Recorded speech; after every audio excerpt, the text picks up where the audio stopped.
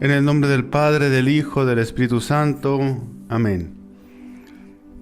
Madre del cielo, soberana y reina del fiat divino, tómame de la mano e introdúceme en la luz de esta consagración. Tú serás mi guía, mi dulce madre, y me enseñarás a vivir y a permanecer en el orden y en el recinto de la divina voluntad de Dios. Soberana del cielo, a tu corazón inmaculado confío todo mi ser. Tú me enseñarás la doctrina de la consagración total a Jesús por tu intercesión, y yo pondré mucha atención para escucharte. Extenderás tu mano sobre mí para que la serpiente infernal no se atreva a penetrar en este sagrado Edén para seducirme y hacerme caer en el laberinto de la voluntad humana. Amén.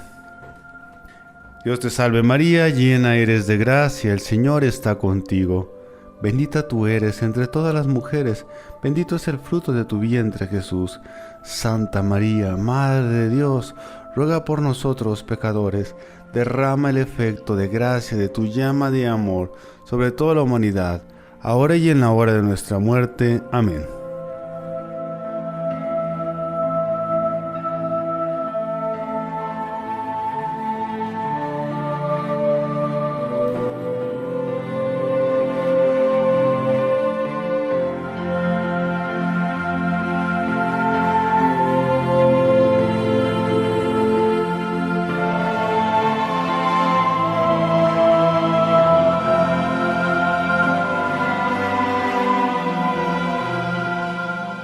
Día 15.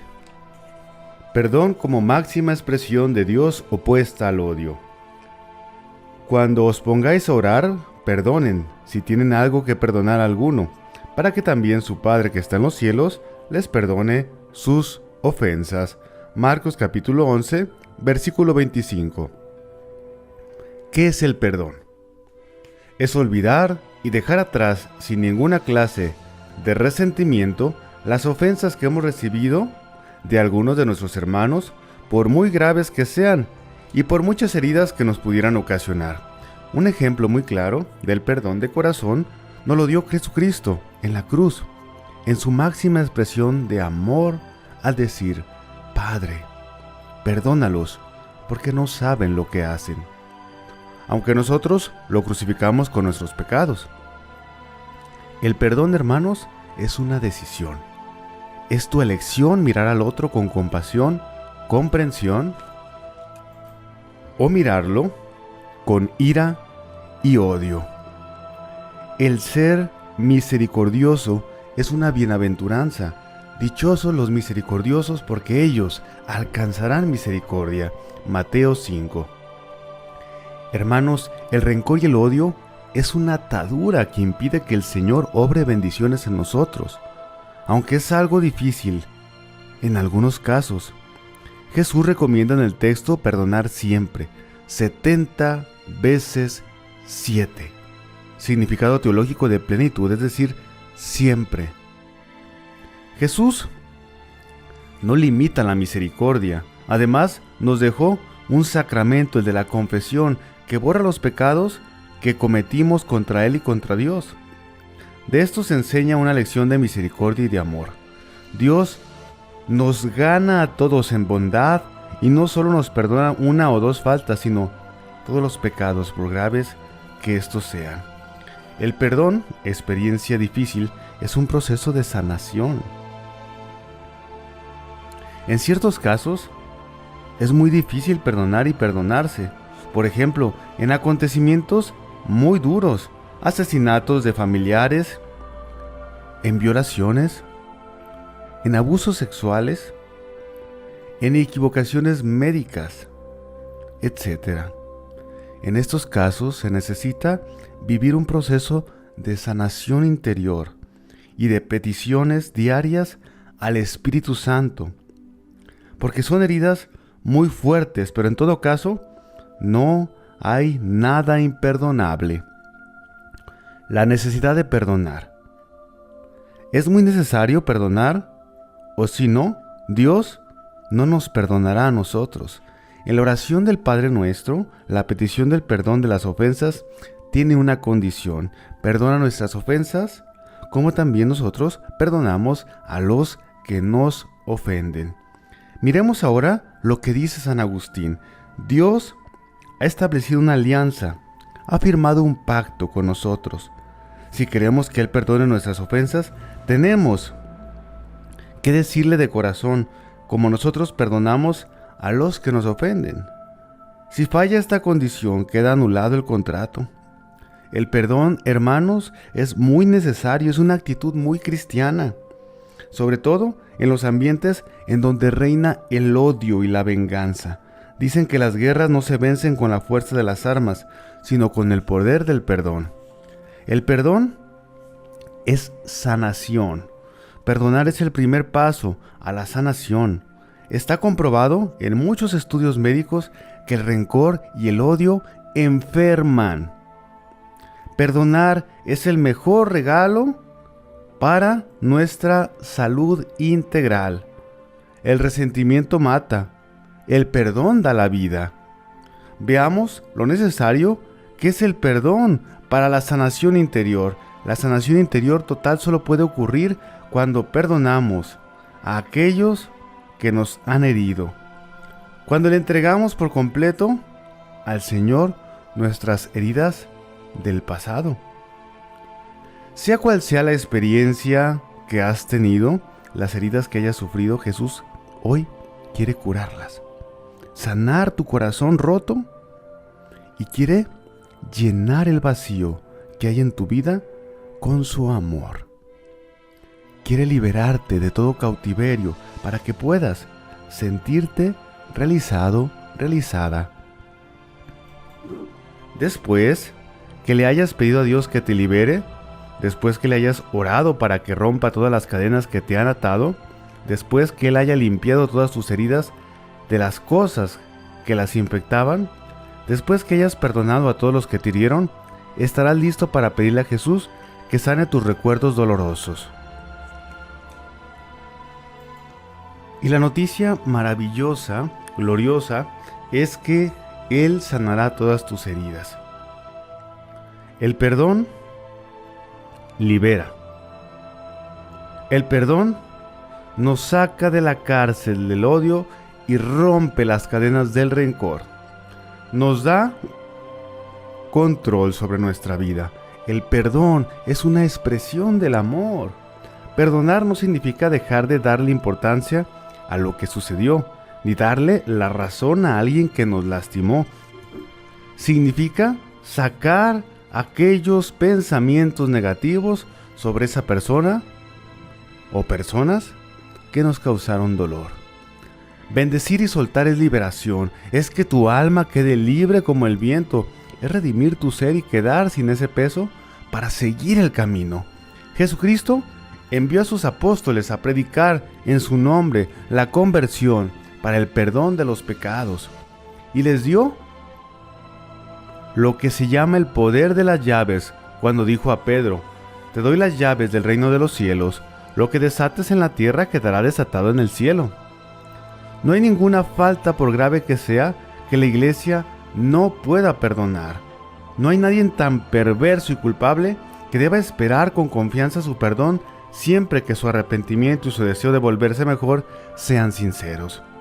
Cristo, que murió por salvar a todos los seres humanos, quiere que en su iglesia estén siempre abiertas las puertas del perdón a cualquiera que esté dispuesto a abandonar su pecado. Si en la iglesia no hubiera perdón de los pecados, no tendríamos esperanza de conseguir la vida eterna.